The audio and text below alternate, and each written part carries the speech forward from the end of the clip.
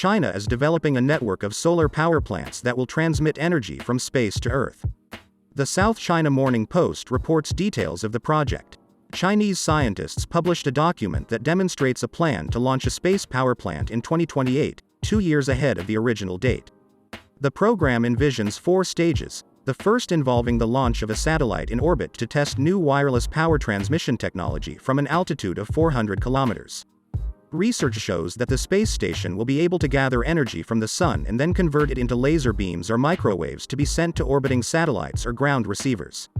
It will be able to generate up to 10 kilowatts of electricity, which is enough to provide for the needs of several families. The beam density can reach 230 watts per square meter, almost like ordinary sunlight. According to the new plan, in 2030, China will send a more powerful device into space, which should transmit energy at a distance of 36,000 kilometers.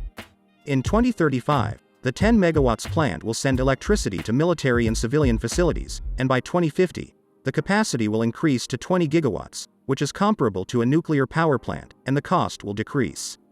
The construction of a space power plant could face huge difficulties. To transmit energy from orbit to Earth in the form of microwaves will require antenna hundreds, if not thousands of meters long. Any effect of the solar wind, gravity, or orbital motion threatens to significantly reduce efficiency and accuracy. In addition, the Chinese will have to find good cooling methods, prepare an extensive orbital infrastructure, many rocket launches will be required, and take care of protection against asteroids, space debris, or enemy attacks. Engineers drew up the first plan in 2014, experts said, and now can accelerate development thanks to recent technological advances and the situation at home and abroad. They have made significant advances in antenna control and have come close to solving several problems.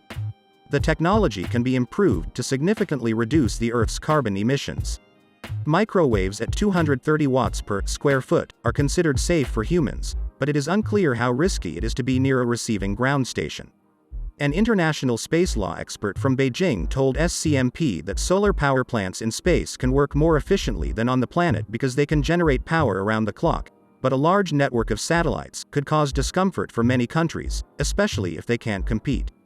Powerful microwaves and lasers can interfere with communications equipment or even disable electronics, potentially turning transmitters into energy weapons. Some defense scientists already suggest using solar energy as a weapon of mass destruction or weather control. The expert stressed that so far there are no international laws in the world that would regulate the use of space power plants.